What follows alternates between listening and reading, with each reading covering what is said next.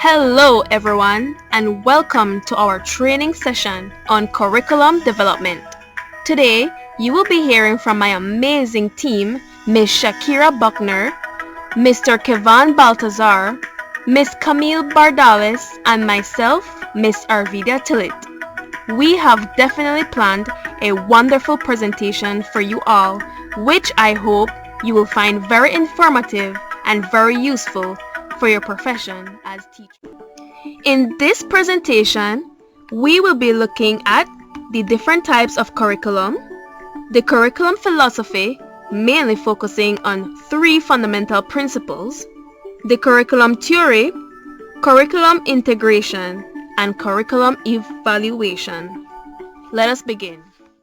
Hello everyone, my name is Arvidia Tillit and I will be presenting on the types of curriculum and curriculum philosophy, mainly discussing the three fundamental principles. Types of curriculum. Let's look at the first type of curriculum, which is the overt or explicit or written curriculum.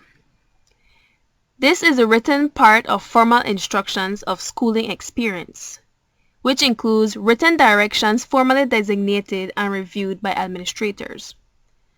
Received curriculum. This is comprised of things that students actually take out of the classrooms, such as the concepts and content that they truly learn. Hidden or covert curriculum. This is the structure and nature of schools, which revolves around daily or established routines. So this will include basic room arrangement, basic class rules, just basic school rules that students need to follow. The null curriculum. These are things which teachers do not teach. And we all know it is impossible to teach everything in school. Many topics are excluded from the written curriculum and placed in the null curriculum. Okay, societal curriculum. This includes several social media which create new perspectives that help shape students or individuals. So this is teaching students how to socialize, having more cooperative learning. Now we have the phantom curriculum. This focuses on metaculture, such as the internet, aspects in students' development. So this is similar to the societal curriculum, using internet to shape students' learning. Then we look at the concomitant curriculum. What is taught or emphasized at home, those experiences from family.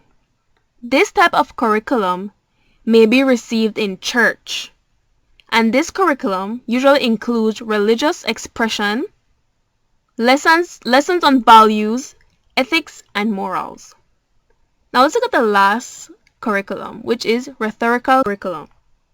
These are comprised of ideas offered by policymakers, social officials, administrators, or politicians.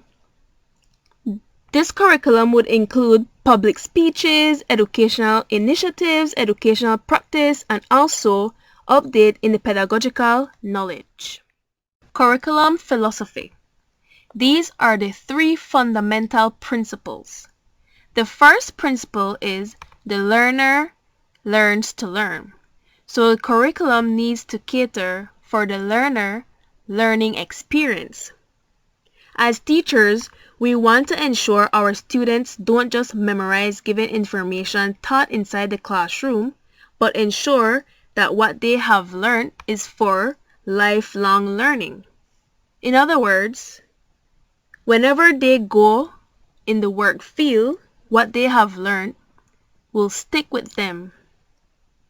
This information that they've now retained can or will be used for future learning and development.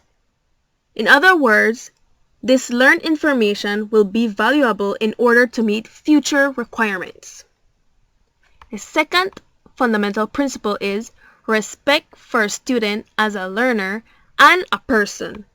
As teachers, we must ensure that the curriculum respects students as not only a learner, but a person as well.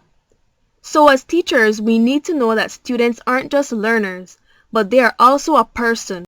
So we need to ensure that we teach at a pace that will contribute to the individual's development, such as physical, ethical, and spiritual. The third fundamental principle is social functionality. Teachers must recognize the importance of social functionality. Students need to know how to coexist in a larger social, political, and economic group. It's always good to have students partake in events in societies. This will contribute to their independence. Relevance to curriculum development. Now, this curriculum philosophy and its three fundamental principles will ensure the curriculum caters to prepare students for the world and beyond. Also, this will ensure the curriculum caters for the development of students. Lastly, ensure that the curriculum includes cooperative learning. This will ensure that our students know the right information, so we are going to prepare them for the world, for the workforce, also for their development, their ethical, social, spiritual, and physical development. Lastly, ensure cooperative learning. We need to understand that when students are social with each other, more learning takes place. Hi class, my name is Shakira Buckner. I will be presenting on curriculum theory. So there's two giants of curriculum development are Hilbert Taba and Ralph Taylor. Both developed their philosophy during the time of the Great Depression and World War II, provoking them to reconsider education in America. So for Hilba Taba, her model of curriculum development includes 7 steps, wherein the teacher identifies the needs of the students. The teacher develops the specific objectives. The developed objectives influence the subject matter. The teacher is responsible for organizing the subject matter. The teacher selects instructional methods. The teacher develops thoughtful sequence and organized learning activity. And lastly, the teacher evaluates to see if the goals are met. There are 4 principles in Taylor's model of curriculum development. First is defining appropriate learning objectives and establishing useful learning experiences relating to objectives, organizing learning experience to have a maximum quantitative effect, and in evaluating the curriculum and revising those aspects that did not prove to be effective. So the relevance of curriculum development. Taba model is relevant to curriculum development because she uses an inductive approach to develop a curriculum. She believes that the curriculum worker should start with the specific objectives and then build up a general design. She argues from a teacher's perspective, giving a teachers a greater role in curriculum development. Teachers are aware of the student needs, hence they should be the one to develop the curriculum and implement it.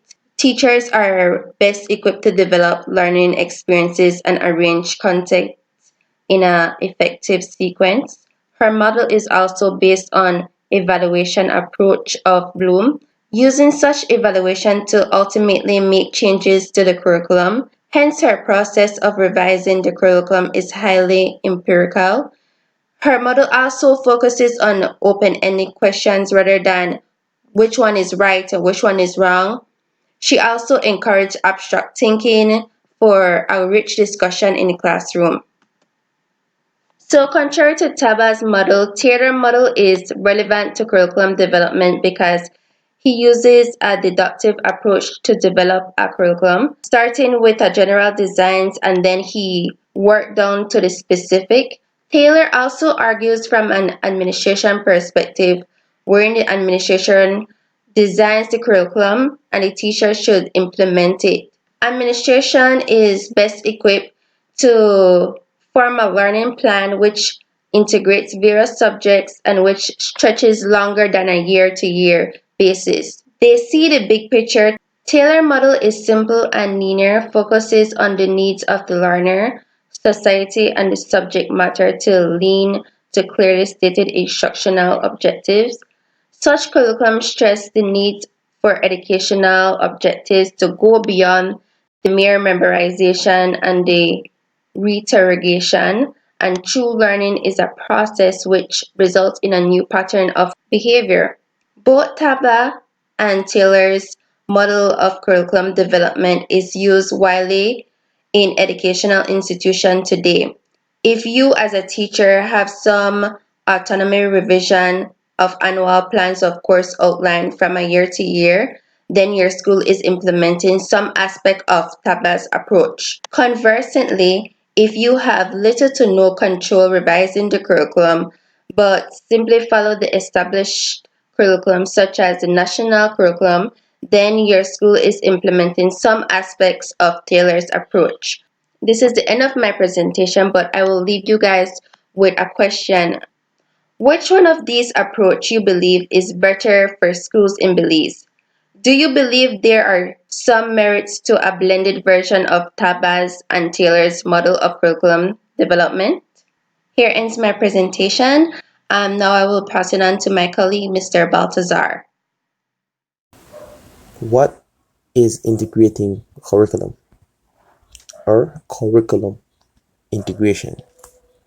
Curriculum integration is described as one that connects different areas of studies by cutting across subject matters, lines, and emphasizing unifying concepts. So, what is curriculum integration main focus?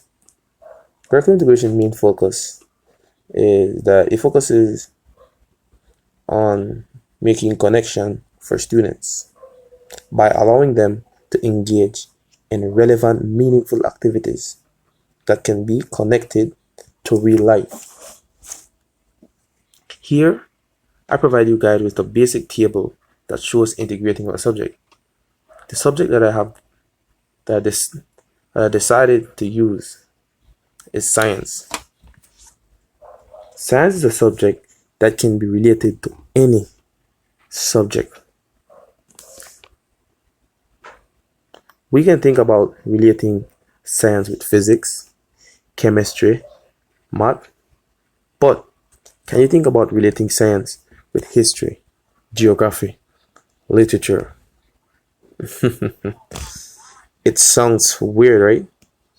But it can be possible.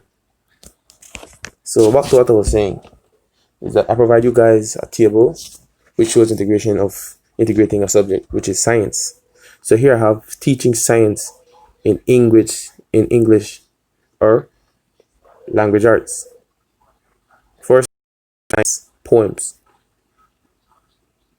We can have the students write poems with science related topics. Writing come mainly from English. So we put them together. Then we have science videos, writing activities. That's the other one. Then we move on to science and arts. You can teach the elements with mixed media or demonstrate science concept through movements. So we can have the kids do like a play role or act out science related topics. Then move on to the third one that I have here: science, health, and physical education. We can put science in fitness circuits. So we can go about teaching the students about science, the body, which fall under science, like different muscles that we have. And with the fitness circuit, you can allow them to do stretches, different, exercise, which you combine both. And then move on to biology and nature walks. It focuses on health.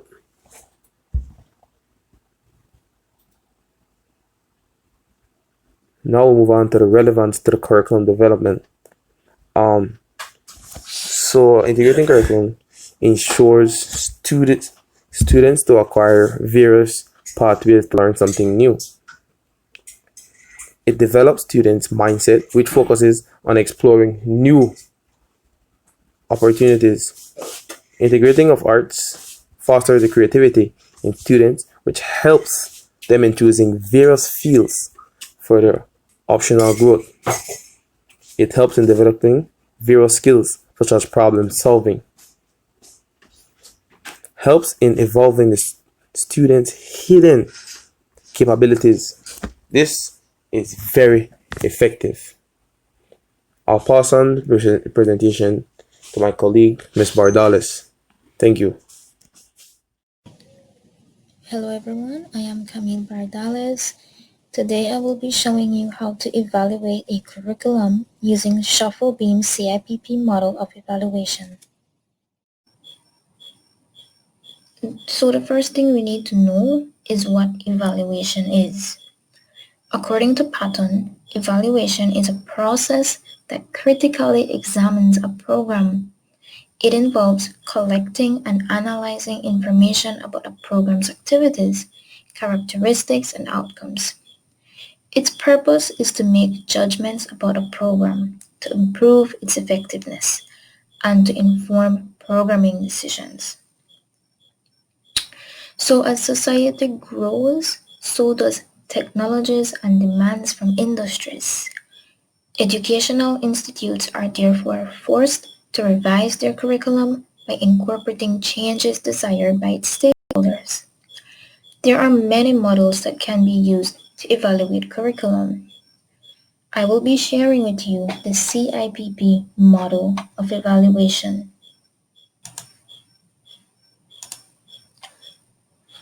The CIPP model was proposed by Daniel Stufflebeam in the 1960s.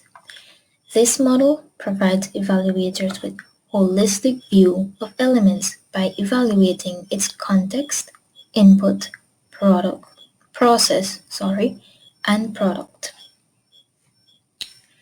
The CIPP model can be used for both types of evaluation. It can be used for formative evaluation and summative evaluation. Formative evaluation is conducted during the instruction phase. This lets teachers know if students are achieving objectives and they can improve on instructions. The summative evaluation is done at the end of the program or semester. This is to check the quality of learning of students and to check if learning outcomes were achieved.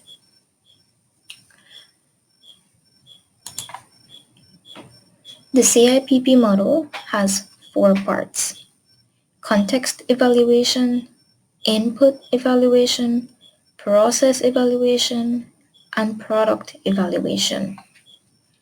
Context evaluation is where we make decisions about the design of the curriculum. The main stakeholders are the industries, the society, the government, and the individual. When analyzing the context element, here are some questions that we can ask. Are the aims of the curriculum consistent with the stakeholders? Are the courses taught relevant to the aims? Is the curriculum fulfilling social needs? After looking at the context evaluation, we can then make decisions on revisiting an existing curriculum or designing a new curriculum or just adjusting or revising curriculum aims. Now, the second element of the CIPP model is the input evaluation. And here we make decisions for providing infrastructure of various resources. Here we are focusing on students and teachers and resources. So when analyzing the input element, we can ask questions such as, what are the learning skills that students will gain? What type of resources should we use for effective teaching and learning? Are these resources available to all teachers and students? Are there science and computer labs available for students and teachers? And are there libraries available for students? Do teachers have the skills, values, and knowledge necessary for implementation of curriculum? So when analyzing the input evaluation, we can then make decisions regarding organizational structure, reviewing teaching learning processes, developing new teaching learning resources, and even recommending new textbooks and so on. The third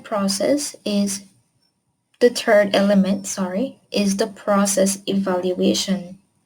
And here we are making decisions regarding the curriculum implementation. So when we speak about the process element, we are referring to teachers' classroom experiences, instructional materials, student evaluation systems and examinations, and so on. This includes the necessary processes for the implementation of different activities and their formative evaluation. So when evaluating the process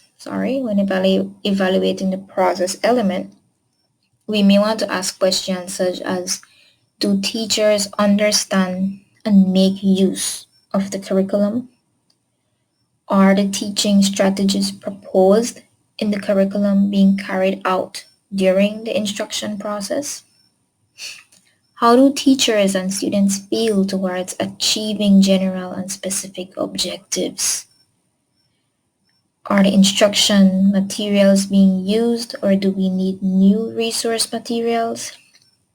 So when we look at the process evaluation, we can then determine if there is a need for stuff like staff development programs and in what areas do we need these development. We can also look at the different student evaluation methods and how we should go about evaluating students at specific levels and so on. So the last element is the product evaluation. And here we are making decisions for recycling of process used for generating product. So the product element involves the skills, attitudes, values, and results that are needed to identify the outcomes and the effectiveness of the curriculum. For the product element, we are looking at students after they have been taught and how the resources had benefited them. When analyzing the product element, we can ask questions such as, how many passes are we getting? Are students able to find a job in the industries after they have graduated? And what type of jobs are these students getting? We can look at the affective objectives. We can look at, are these objectives shown through students' attitudes towards courses and subjects they have experienced? How could the quality of teachers be improved? And how can we improve the effectiveness of the curriculum? So when we look at the product element, we can then determine if existing curriculum should be continued, revised, or terminated. We can also design a new curriculum taking into consideration the findings of all elements of the CIPP evaluation.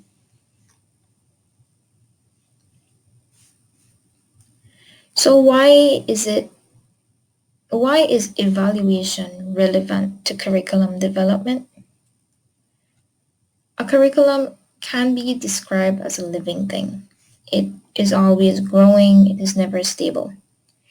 The main stakeholders of a curriculum are teachers, students, parents, examiners, industries, society as a whole.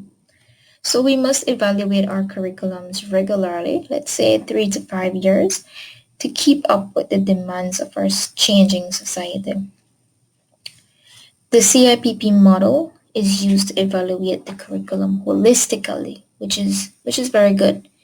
By evaluating our curriculum, we can identify strengths and weaknesses of the curriculum and therefore revise and improve for the betterment of our students. We can also restructure the curriculum according to the needs, interests, and abilities of the learners. Another reason we must evaluate our curriculum is to establish a national framework that links to international frameworks. This is important so that our qualifications can have value and meaning not only in Belize, but regionally and internationally. Lastly, we must evaluate our curriculum to maintain effectiveness as society continues to change. To conclude, curriculum development is very important as a curriculum is used to shape our society. Curriculum development involves all areas covered in this presentation. Types of curriculum, curriculum philosophy, curriculum theory, curriculum integration, and curriculum evaluation. All stakeholders must be included when designing a curriculum to ensure quality assurance. To develop a curriculum, one must know all types of curriculum and their benefits to the learners. One must also realize the importance of curriculum philosophy to ensure the curriculum caters to students holistically. One must be aware of the different curriculum theories and when and how is best to use them. We must also be able to integrate the subjects of a curriculum for optimal growth of our students. And lastly, we must evaluate our curriculum every 3 to 5 years to ensure quality assurance and to maintain effectiveness as society changes. Curriculum developers must take into consideration all 5 areas in order to create a successful curriculum. We have recommendations for curriculum development in Belize. The first one here we have is that it ensures that the curriculum meets students' learning needs. It promotes cooperative learning, which extends to civic duty. It keeps the opportunity present in Belize in mind and prepares students for real-life experiences. It fosters the development of hidden abilities and needs skills to expand student professional reach beyond Belize. It established a national framework that links to international frameworks, especially with changes in technology. And last, we have it let the curriculum be a roadmap to academic success. And that concludes our presentation. And here we have the reference. Thank you.